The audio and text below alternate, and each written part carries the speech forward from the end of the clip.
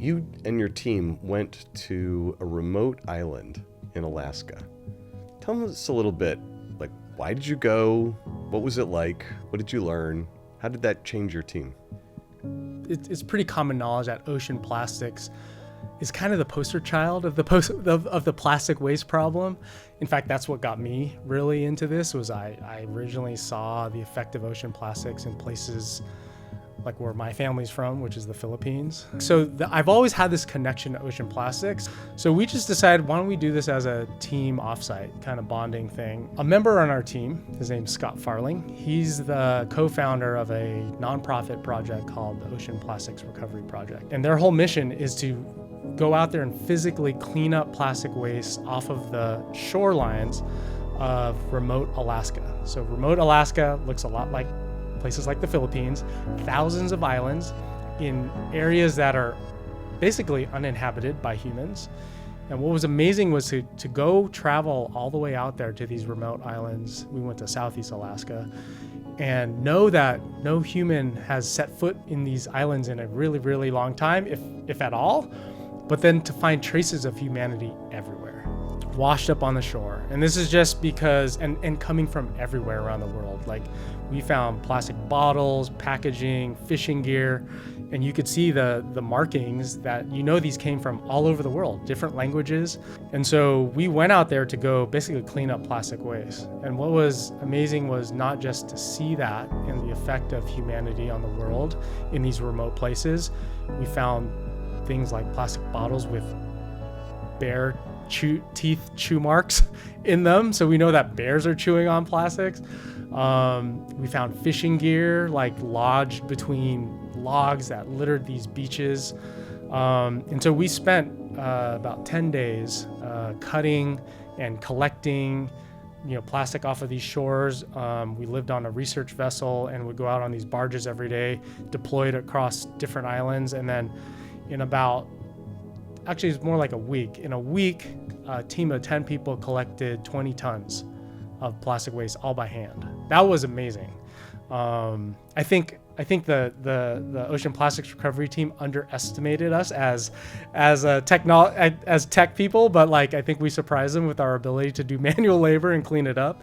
I think the other surprise was that it was actually just really rewarding to pick up plastic and to see waste on a shoreline, go out there, spend a day, clean it up, and then see it clean again. And knowing that you're taking pollution out of the environment and making sure that wildlife is not chewing on it.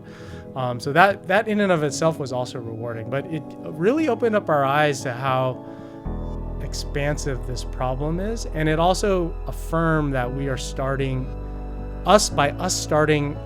on things like recycling and trying to re-incentivize recycling and really make sure that system works, that we're starting at the right place. Because our goal with the Moonshot is to make sure that ocean plastics don't happen in the first place. Rey.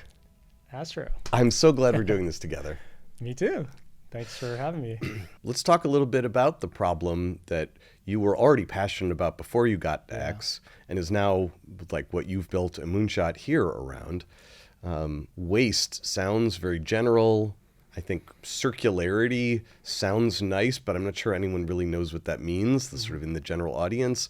Unpack it for us. I think I would just start with the economics, right? We extract trillions of dollars of raw materials if you think about everything that we need to make modern society function.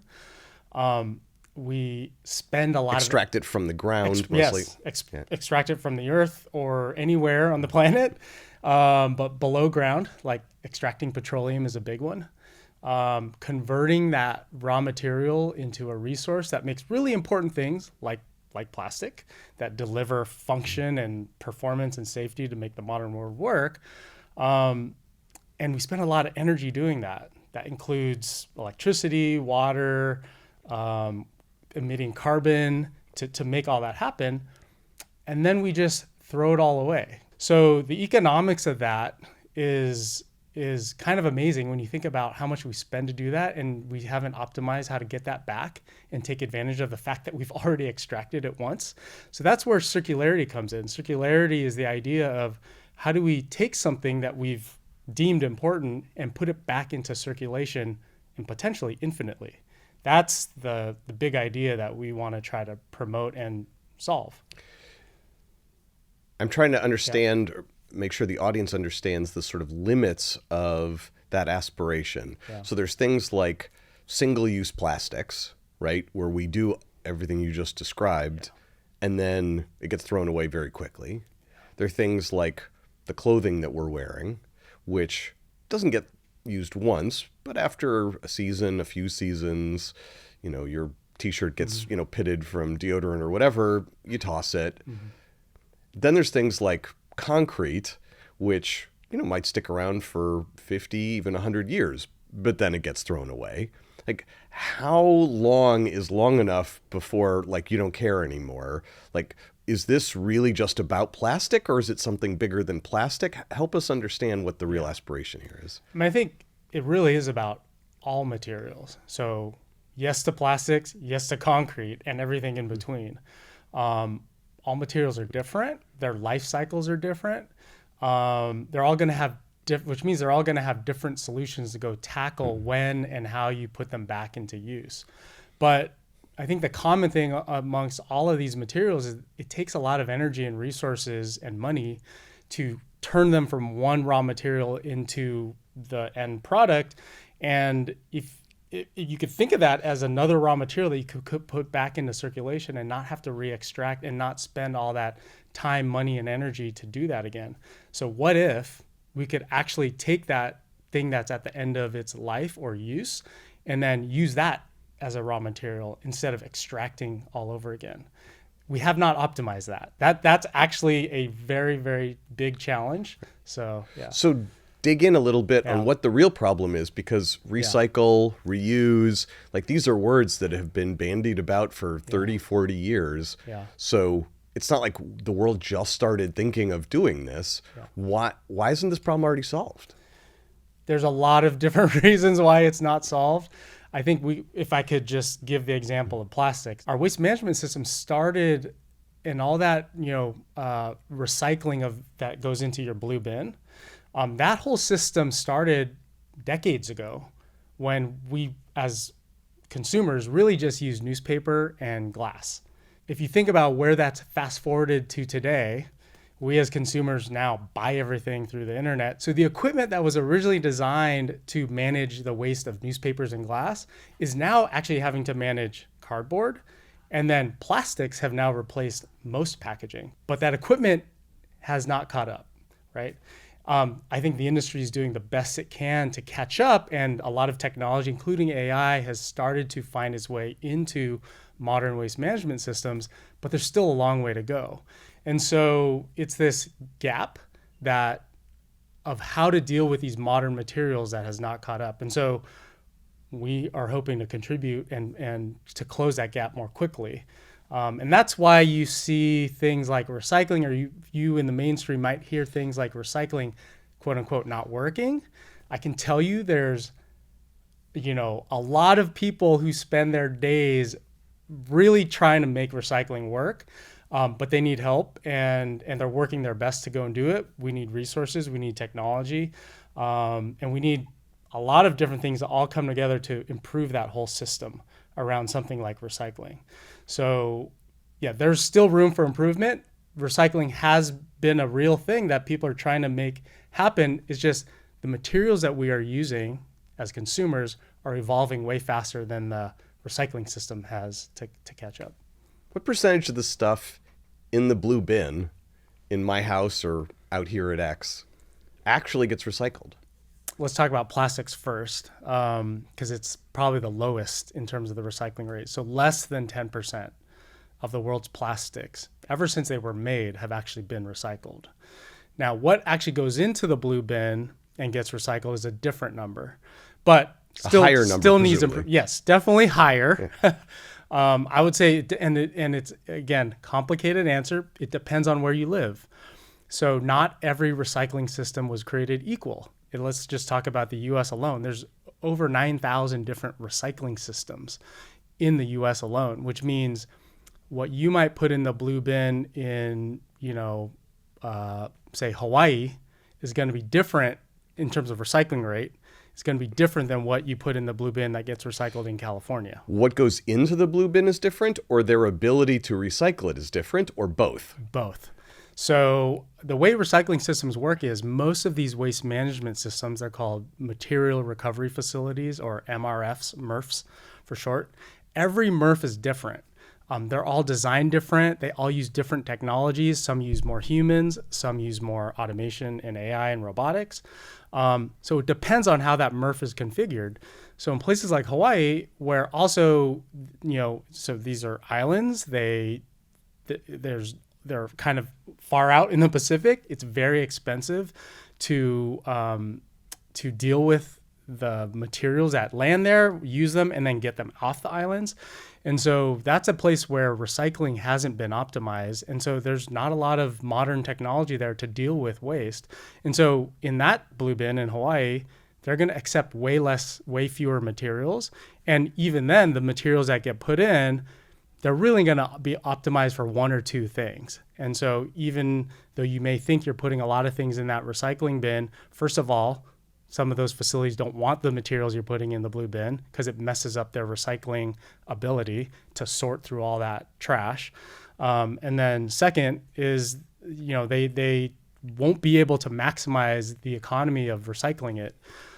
Versus in California, we might accept more because we have, more modern MRFs or material recovery facilities. And there's the economics of getting those materials to the right recycler are easier here on the mainland. So that's just an example of like two different geographies. So again, it depends on where you live. So if that's the problem, that there's this need for humanity to get to a place where we're recycling and reusing at 100%, so that humanity is literally becoming circular in its use of resources. All right, enter your, small but mighty team. Like, what are you all trying to do? How are you going to solve this problem? So for us, our moonshot, when we looked at the entire space, right? We looked at all kinds of materials. We looked at all kinds of circularity use cases from recycling to reuse. We looked at multiple interventions, again, from recycling to policy to education, collection. I think the one commonality we found in all of how the world deals with waste is data. There is a lack of data, but there is a lack of data about these materials at a deeper molecular level. We in fact tried to purchase data about things like plastic waste at the molecular level, and it was not, these were like PDFs scanned and digitized about, the composition So of you waste. mean specifically, all right, this is a milk jug. Yeah. We know who made this milk jug. Can we call them and they'll tell us what the chemical makeup of the plastic in this milk jug is? And the answer is no, not really. Exactly. No one would tell you that, first of all, and you couldn't buy that information. And so when we started the Moonshot, we thought, let's start there. And the reason that's important is, I'm a biochemist by training. I do have this molecular view of the world. But when I look at how we need to recycle better, knowing what's in these materials really affects the recycling process. It also will affect how you reuse it, or maybe would redesign a material for circularity. And so starting there was the obvious place to start. Like, there's no information about materials and there's not much in general, but there's definitely none about the molecular view. And so for us, our Moonshot really started with, what if we could actually see materials at the molecular level and then re-optimize them with knowledge of how those materials would be re-optimized. And that opened up a whole door of different opportunities of how you would recycle, reuse, or redesign materials at that molecular level. And that's where we're going.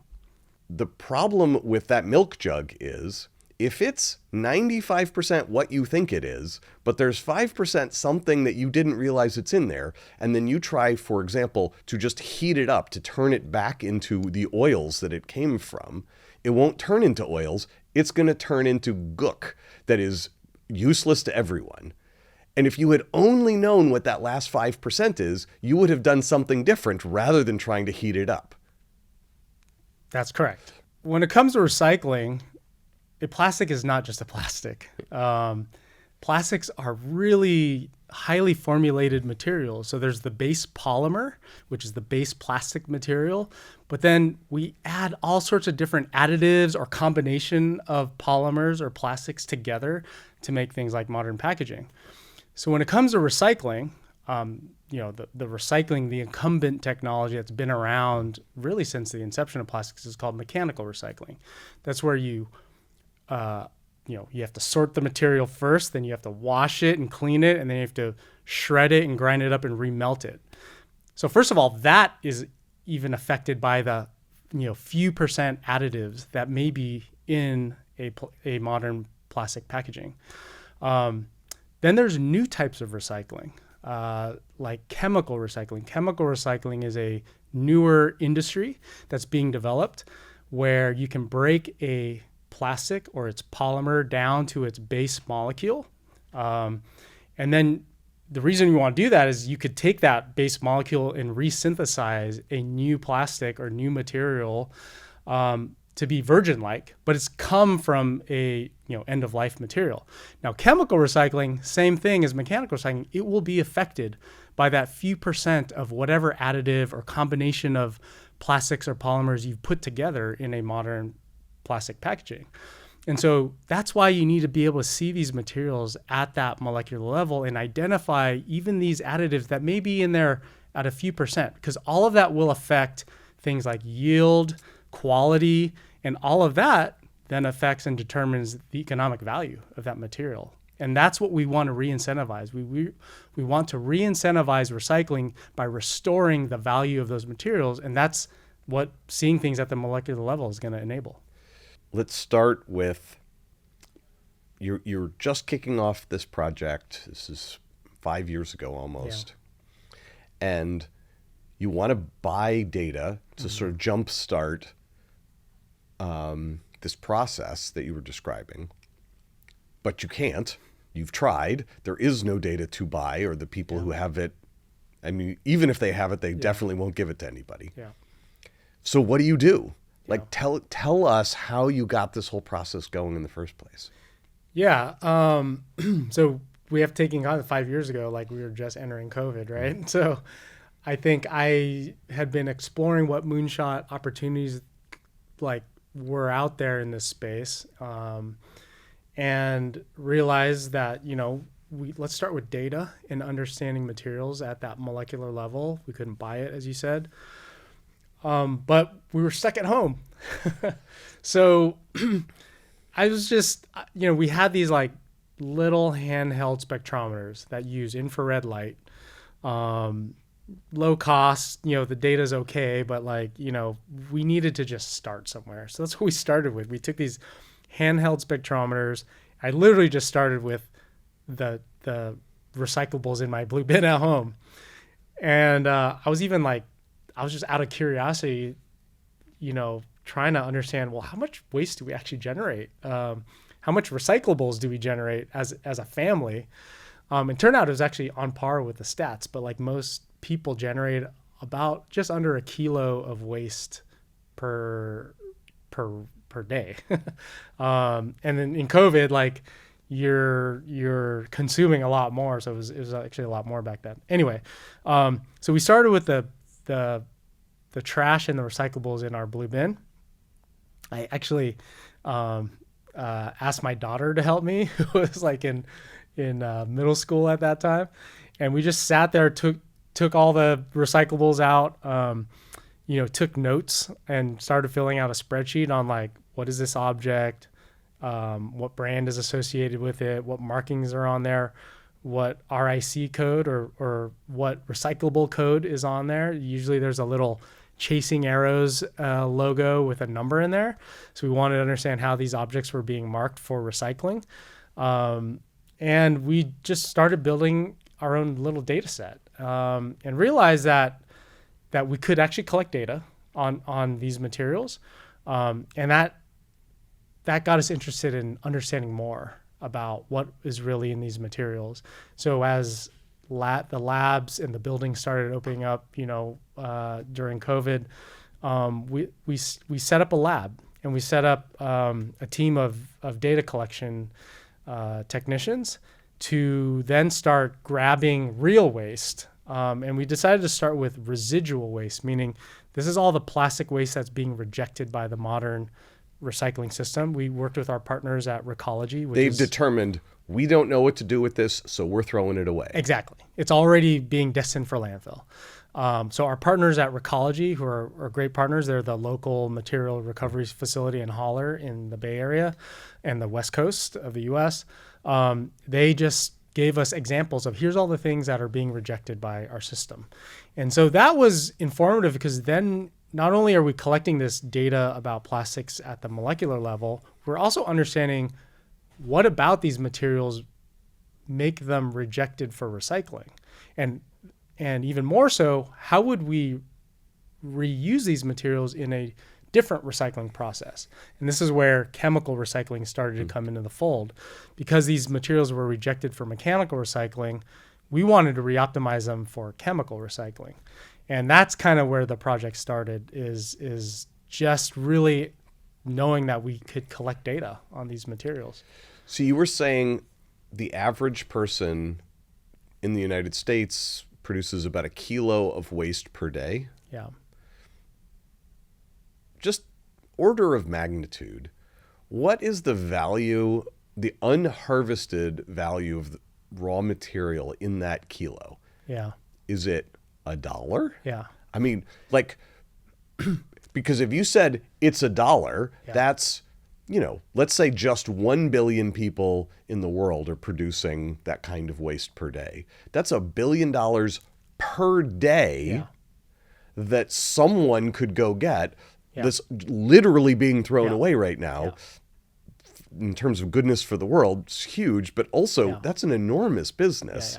Like, do you have any sense of how big it is? Yeah, I don't have a calculation on a per person per kilo basis, but if you look at the materials that are produced out there, again, let's go back to plastics. The value of these materials, we spend hundreds of billions of dollars. So plastics itself is like a $600 billion industry. And if we're only recycling less than 10% of it, do the math, right? You're throwing away hundreds of billions of dollars worth of raw material away when you could just be reusing that, right? Or converting that back in instead of extracting raw petroleum. So that's why that's important, right? In terms of economics, I think another. So you would say like maybe safely $100 billion of just free upside if we could figure out the technology. Easy, yes, yeah. Another big one is critical minerals, right? That go into things like electronics and batteries. Again, that's in the tens, if not 100 billion scale. That's an industry that's a little bit lagging in terms of all the infrastructure and the players, but I know there's a lot of interest in folks working on that space. But again, same thing, like instead of having to remine and re-extract all that, what if you could actually just, repurpose those raw materials? When some circuit board goes to landfill, there's all kinds of things. There's gold, there's silver, there's platinum, copper. That's on that computer chip or circuit board that if we could somehow magically take it apart back to its raw materials, that's just like free upside for us, enormously cheaper than having to dig it out of the ground and extract it from ore. Yeah, that's the big idea. And so the economy of that is what we want to uplift and accelerate, right? Like there should be potential savings on not having to extract both for the environment and the economy.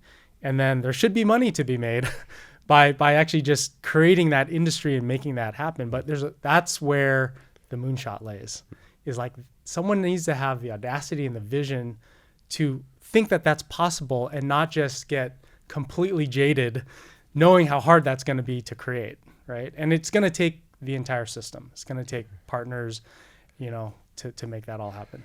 How would you, in 2 or 3 sentences, describe what it feels like to be in one of these material recovery facilities? The simplest way to describe it is the Rube Goldberg machine, right? think of the if you remember the board game Mousetrap, like Uh-huh. it's like a bunch of weird mechanical things all connected, and then somehow you put something in one end and then something's supposed to come out the other end, right? So this Rube Goldberg machine is probably the best way to describe it. It's these giant warehouses, hundreds of thousands of square feet. Imagine big dump trucks that collect your blue bin, and they back into this, what's called a tipping floor, and it just dumps all of that waste, usually all mixed up, on that tipping floor. Then a giant front loader, or like a front loader, will come scoop up all that material, tip it into the beginning of this Rube Goldberg machine, the hopper, and then you just start to hear the clinking and clanging of It materials. must be incredibly loud. Oh, so loud. Dust and particles flying everywhere, so you need all your safety gear on. And it's all moving super fast, right? Like 3 meters a second or faster in certain parts. A connection of different screens, conveyor belts. If you're lucky enough to have modern technology, computer vision and AI and robotics and air sorters, just flying objects everywhere. And then out the back end come materials that are sorted to the best of their ability. But, I think the challenge here is we generate so much waste.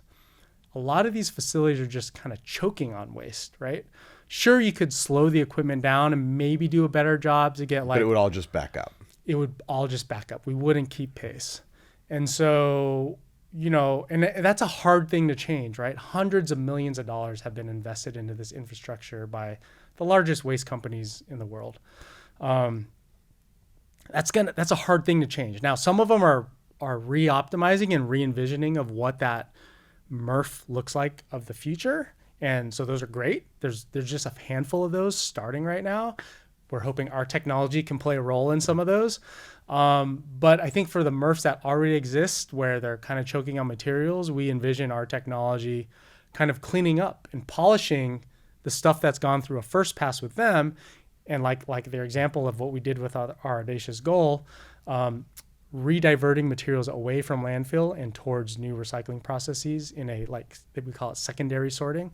That would be how we would interact with some of these MRFs as we see them today, these Rube Goldberg machines. But it's pretty amazing. I highly advise, most of these places are open to the public. You can schedule a tour sometimes on their website. I highly advise everyone to go see this in action. It will be both disheartening and inspiring at the same time to see how much waste we generate, but to see technology in action is really impressive. So tell us a little bit about how it's going. Yeah, well, it's going great so far, we think. We've have some great partners out there. These are partners in industry who have the same beliefs that we do, that seeing materials at that molecular level really matter. They're validating that need, that they need to see these materials at the molecular level.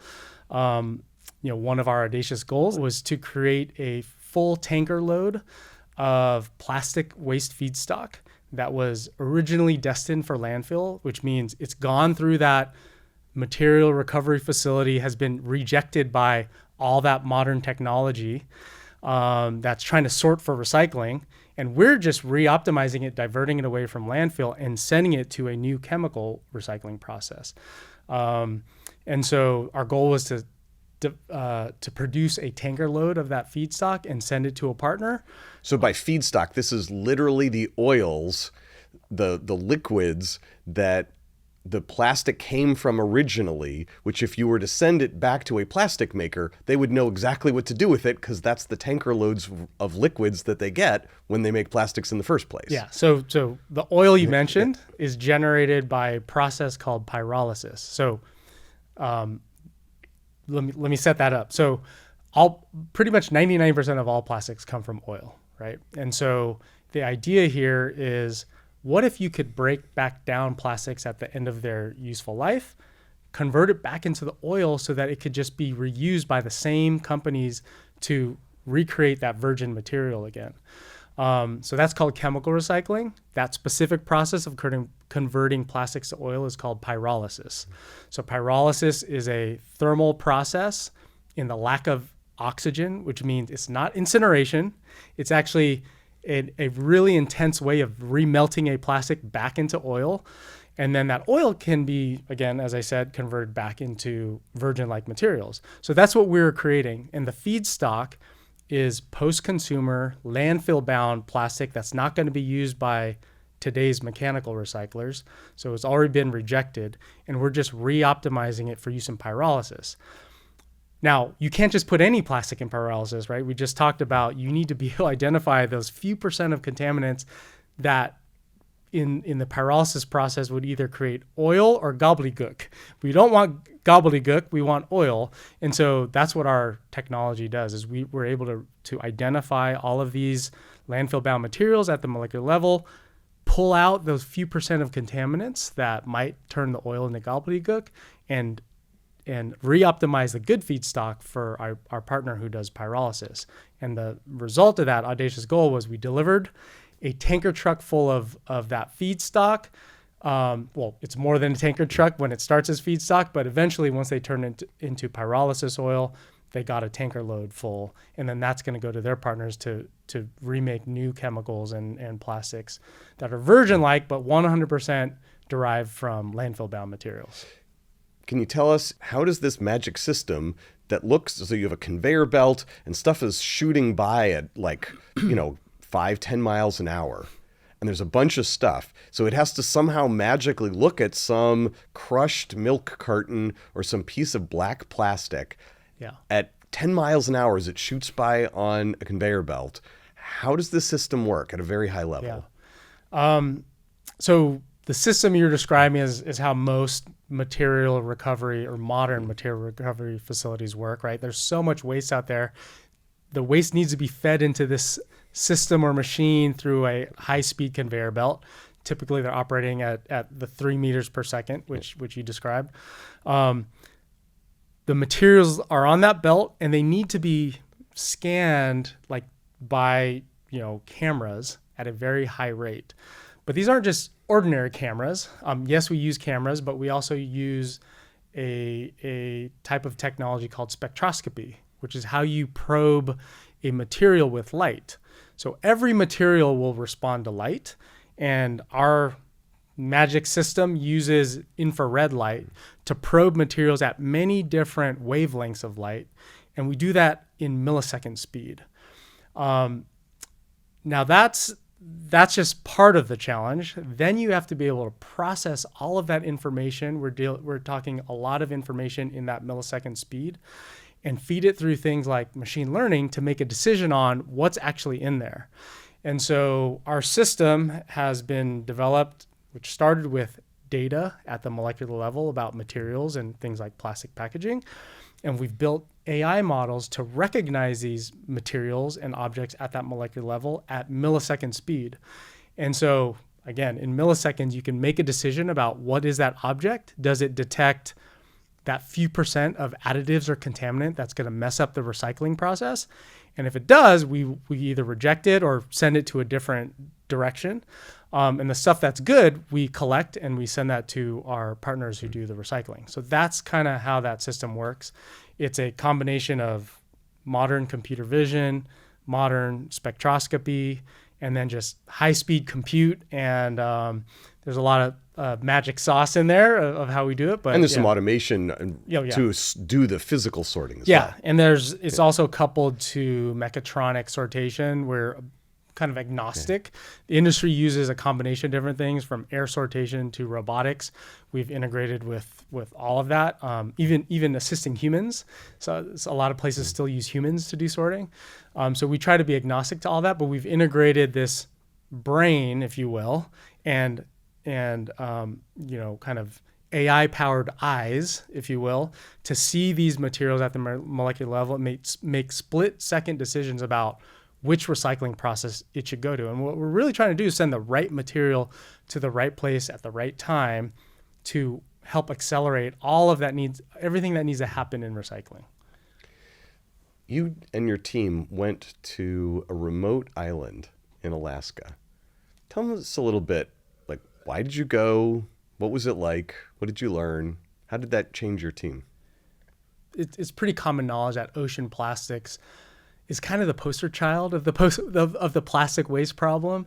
In fact, that's what got me really into this. Was I originally saw the effect of ocean plastics in places like where my family's from, which is the Philippines. So I've always had this connection to ocean plastics. So we just decided, why don't we do this as a team offsite kind of bonding thing? A member on our team, his name's Scott Farling. He's the co-founder of a nonprofit project called the Ocean Plastics Recovery Project. And their whole mission is to go out there and physically clean up plastic waste off of the shorelines of remote Alaska. So remote Alaska looks a lot like places like the Philippines, thousands of islands in areas that are basically uninhabited by humans.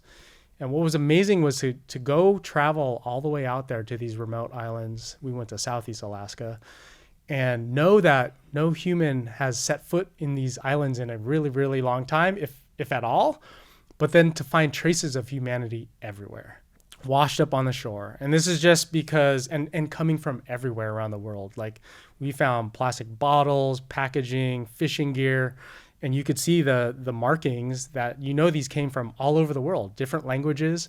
And so we went out there to go basically clean up plastic waste. And what was amazing was not just to see that and the effect of humanity on the world in these remote places. We found things like plastic bottles with bear teeth chew marks in them. So we know that bears are chewing on plastics. We found fishing gear like lodged between logs that littered these beaches.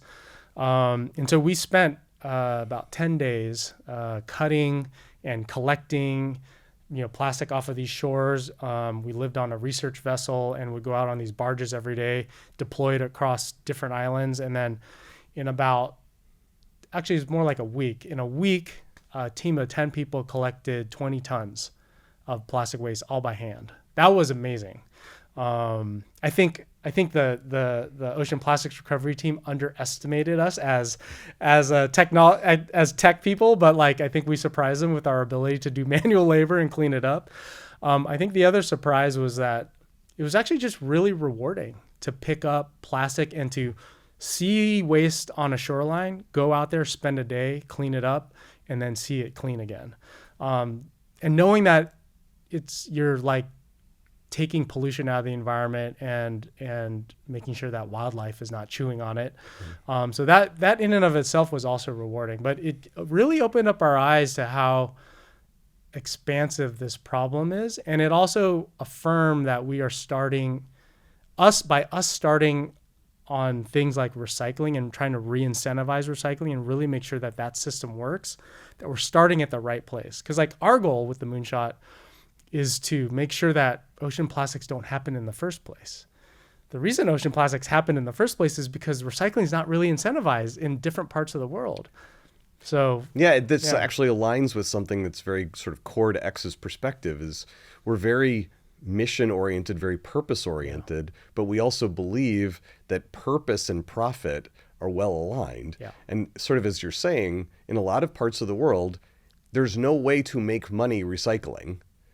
And probably people aren't going to recycle in most of the world until they can literally make money by recycling. Yeah. And so there's a technology bridge that needs to be built that creates the economic viability of recycling, because that's what's going to unlock recycling for most of the world. Totally.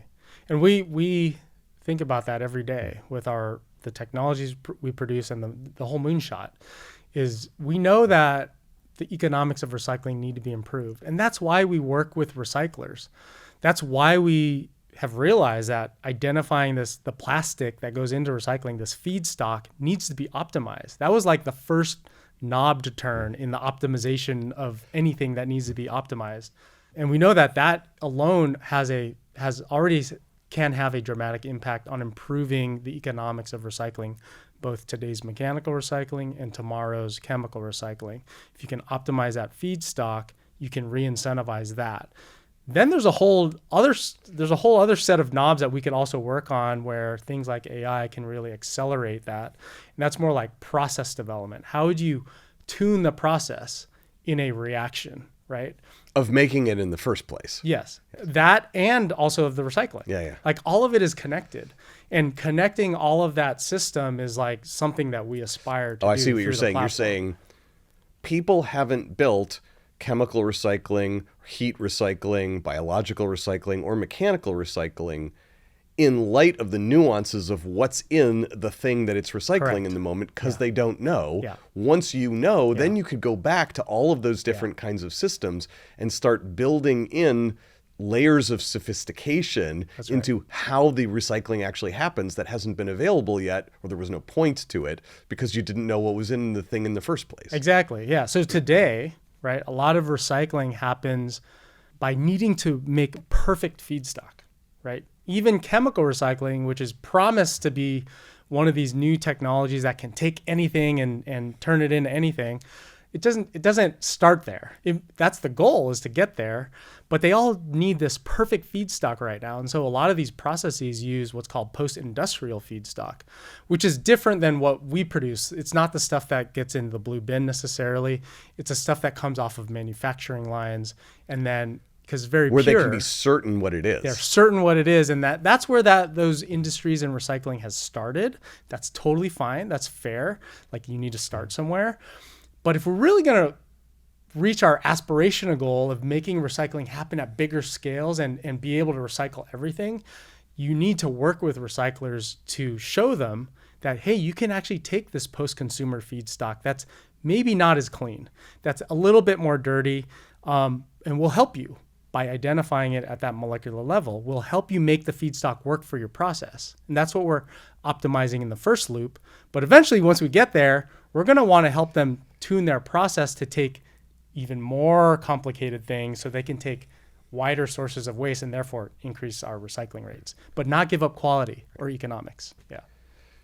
So let's look forward for a second. Yeah.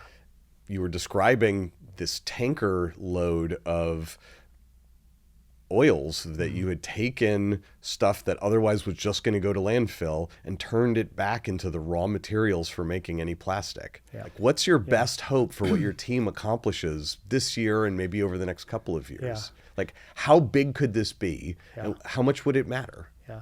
This year, our goal, well, the context is last year we did this with a partner in a, we sourced these materials from a MRF, a material recovery facility. In Oregon. In Oregon. Yeah. It worked great. We had success delivering that tanker load of oil. That was a very heavy lift of a project and experiment. Now we want to ratchet it up a notch. We want to do this in a more continuous fashion with higher uptime, higher reliability, and taking our technology to a, dare I say, more commercial kind of expectation.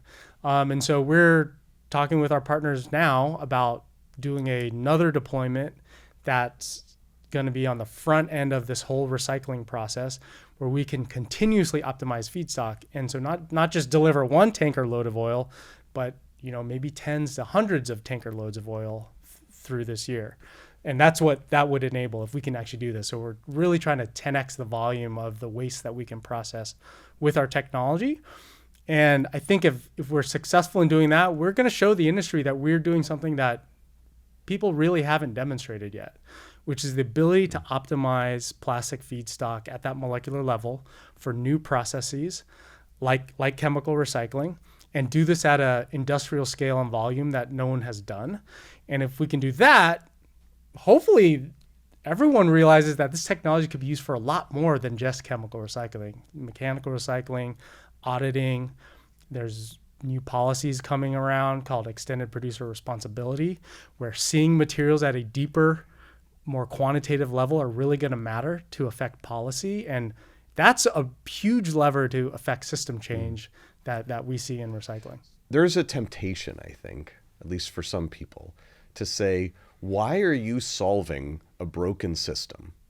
Why don't you instead go somehow put governments in a headlock and make them make laws that just cause all this to be better? Like, why not spend your time that way? Yeah. I I think when we started this, we considered that. How to use technology, right? We're a technology company, and we want to figure out how new technologies can really make an impact. I think we got there, but we didn't start there, right? We do think what we're building is going to inform policy and government, but that's not where we started. And the reason that we think that the platform and the data that we're producing and the technologies we're producing are going to be useful to inform policy is this idea of seeing materials at a deeper, more granular level, molecular level, or more quantitative level. It's going to be important to inform things like extended producer responsibility. So extended producer responsibility is a form of legislation that's now being popularized in the plastic space. It will eventually take foothold in other things like textiles and fashion, electronics, automotive. But waste, packaging waste is kind of a place where it started, mainly in Europe and Asia. Now the U.S. is catching up. There's 5 states that have now approved extended producer responsibility. And the way it works is the law states that basically the producers of this packaging, so this is the brands, food brands, anything that's packaged. This is like a large consumer packaged goods company. Exactly. Okay. And even to a certain degree, the packaging company that makes the packaging for those large consumer packaged good brands are responsible. And so the way this is going to work is if the amount of packaging that gets sold into a state is not fully recycled or is not demonstrated to be recycled, those brands, the CPGs, have to pay a fine. And that's all managed by a new system that's being derived. There's a producer responsibility organization, a PRO, that implements this on behalf of the states. And the fees that these brands pay are going to go towards paying for new infrastructure or new education or new collection schemes for packaging waste. So that's really exciting because this is a huge tailwind to affect system change at that system level. But that didn't exist when we started the Moonshot. That is, I mean, it didn't exist in the way that's taking off now. I think it was an idea, and Europe had been doing it, but like it wasn't really necessarily accelerating the way we see it now. And that's where our Moonshot thinking and the idea of this data and platform, while we started with recycling, we really see now that we can also inform things like extended producer responsibility and legislation to affect system level change. How do you keep going? This can be a long slog. You've been wrong about a bunch of things and had to retract or sort of go backwards. I know that's been very frustrating. Sometimes partners work out great, but sometimes they don't, and you have to switch partners. I know that's a journey you've been on. And you're working on a system with no bad actors in it, but it's a very complex system that feels sort of Sisyphusian sometimes, I'm sure. Like you're never really going to fix this. You're just pushing the boulder up the hill, but as soon as you let go, it's just going to roll back down again. How do you and the team sort of keep your spirits up and keep focused on the Moonshot? I mean, I think it starts with seeing how big this problem is. I've had the benefit of working at this intersection of materials and sustainability even before I came to X, so I already had an idea about how big these challenges are and how long they take to solve. So like I like to say it was my first Moonshot, but my startup before I came here developed a new material, both bio-based and chemically recyclable. Eventually it enabled the world's first recyclable wind blade. That journey was like 5 years before we even started to make a material at industrial scale. Thankfully, that company got acquired by a larger chemical company and is giving it a second life to really go see that Moonshot through fruition. So I already, as an entrepreneur and a mission-oriented entrepreneur, and I think we like that here, you have to have the perspective of being on this mission, right? That a mission is going to take a while to get there. And maybe the journey is the destination of getting there, right? And to me, sustainability is one of those types of journeys. Like I recall a very specific time in my career where, so I'm a biochemist by training. I worked on many different things from biotech, synthetic biology, started to dabble in material science, nanotechnology. And I tried a bunch of different things in different industries. And then there was a very unique time in my career where I had this opportunity to go work on sustainable materials. And I just thought to myself and my partner in one of my companies that we both made a conscious decision that succeed or fail in that company, if we worked on something that was making the environment better or helping the planet out, that was a reward in and of itself. And even if the company wasn't successful, if that technology at least was useful to someone else, that was our contribution. And I think that idea of contributing something back to a problem or a space that you work in is one of those motivating factors for me and the team. Is we know that these moonshots are very audacious. They're very high risk. They can take a long time. But if the technologies we create start to have an impact and improve, even if the net result were incremental, that's already a significant impact to this space, right? Like if we go back to the plastics number, less than 10% of the world's plastics have ever been recycled. If you just double that, 20% doesn't sound like a lot, but that if you think about the economy and everything, all the resources behind that, even if you just made it 20% recycling rate for plastics, that's a huge impact that you could leave on the world. And so for us, that's kind of the motivator, is just knowing that no matter what we do, we will have a positive impact on the planet. So yeah, that's how we keep going. What's next after plastics? Yeah. Plastics is a big challenge, so we have a long way to go there still, but we've been looking at other spaces. Fashion is actually tangential to plastics. Synthetic fibers, which make up, I would say, more than half of the clothing in the world, come from plastic, things like polyester and nylon. So the tech that we have already can already work in some of these spaces around textiles and fashion. I think what's interesting about textiles and fashion is there's actually already a market that's developed around reuse and resale that doesn't even involve recycling. There's a whole economy where people are selling used clothing secondhand. There's already an ecosystem around places like Goodwill and Salvation Army that are collecting things for reuse and resale. So there's already a way that we can plug in with the technologies that we have. But that industry is still pretty nascent if you compare it to things like plastic and modern packaging waste and recycling. It's missing a lot of players. It's missing a lot of investment. There's a handful of startups in there. It's missing the recycling technology too. You can't necessarily employ mechanical recycling at scale to get the exact same material in the textile space. Chemical recycling will play a role in textile recycling, and that's all startups right now. So that industry needs to mature a little bit, but we're excited about it because in terms of volume and economy, it could be bigger than plastic packaging and waste. So that's one.